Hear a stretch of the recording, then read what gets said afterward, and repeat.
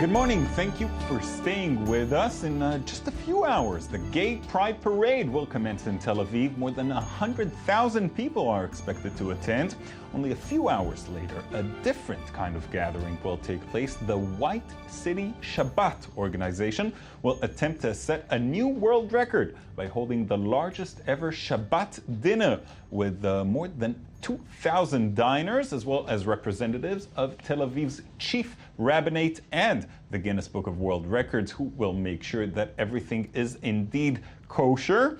To learn more about this unusual yet still orthodox event, we're joined in the studio by White City Shabbat's co-director, Deborah Danan. Good morning to you, Deborah. Good morning. Thank you for having me. Thank you for coming in.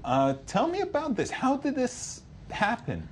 Well, White City Shabbat has been around for almost 3 years now. We do monthly meals for people in Tel Aviv that actually don't have other places to go. So that can be either Tel Avivim, native Israelis, a lot of immigrants as well, that would otherwise go to, pubs or coffee shops for their Friday night meals. And these are kosher, by-the-book Shabbat meals? These are kosher, by-the-book Shabbat meals.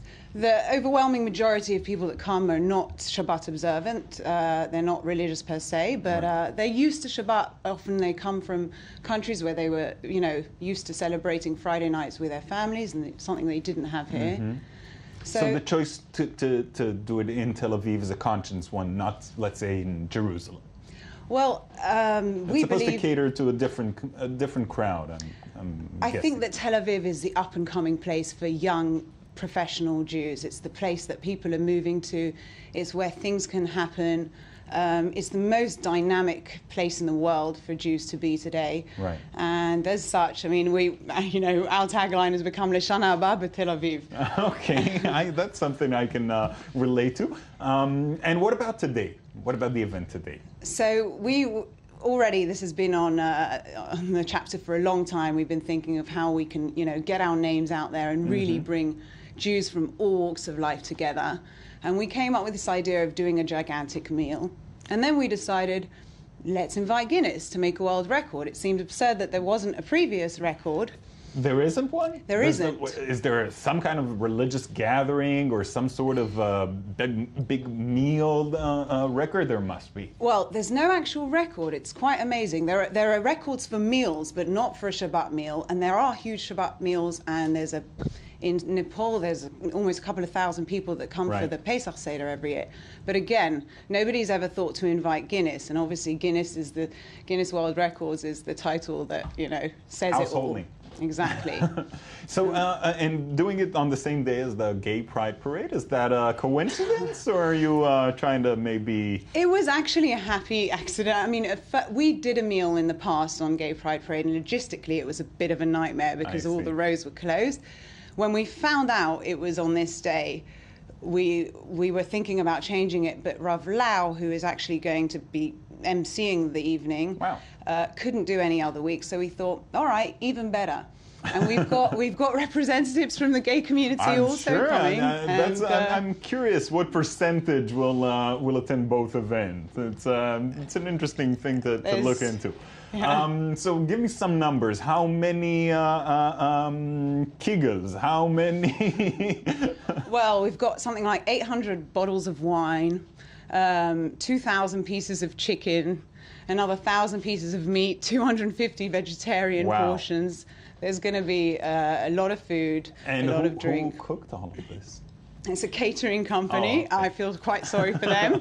I'm not sure how they're doing right now. They're probably going absolutely crazy. We've also got a whole bunch of VIPs coming. Obviously, I mentioned Rav Lau, and Mayor of Tel Aviv will be there, Ron Huldai. And we've got Alan Dershowitz, famous lawyer. So it's actually funny because today is O.J. Simpson. Exactly. We haven't mentioned him by name, but we spoke about the O.J. trial. Yeah. Right. So he'll be speaking there, and the previous ambassador to America, Michael Oren, will also be speaking. Owen Kotler, the Canadian MP, will be there. So it's going to be a star-studded event. Yeah. Certainly. And where's it going to take place? It's going to take place in Hangar, which is the port of Tel Aviv, which is really the only place that can actually sit down 2,000 people comfortably. And we've got another 1,200 on a waiting list who are invited to come. Oh, wow. So it's more popular than more people than you can feed. Crazy, the amount of phone calls. How so we actually did a crowdfunding campaign to raise money, which was really difficult work.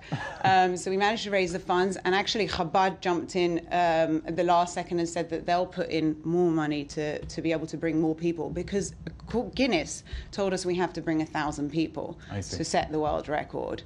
And we quickly realized we're going to way surpass that number, but we don't have enough funds. So, and the idea was, because our idea is that Shabbat should be for everyone, we wanted to make it a free meal. So that was the aim. Great. So if you happen to be hungry and at the Tel Aviv port this evening, try to drop by even if you didn't sign up. I'm sure there'll be a kegel for somebody. 9:45. Everyone's welcome to come in, sing your hearts out, and just celebrate Shabbat with Jews from all over. There's no dress code. I mean, you know, it's Shabbat, you're in Israel. But you're in Israel, so exactly. Come as you are. Thank you so much, Deborah. Thank you very much for having me.